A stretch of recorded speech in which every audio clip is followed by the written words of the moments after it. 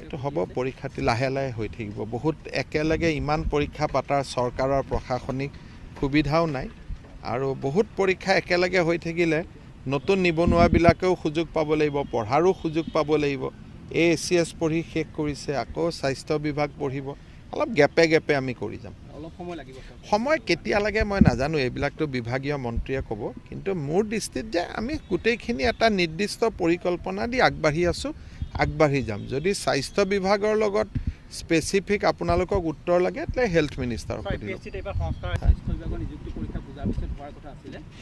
এইটো হ'ব পৰীক্ষাটি লাহে লাহে হৈ থাকিব বহুত একেলগে ইমান পৰীক্ষা পাতাৰ চৰকাৰৰ প্ৰশাসনিক সুবিধাও নাই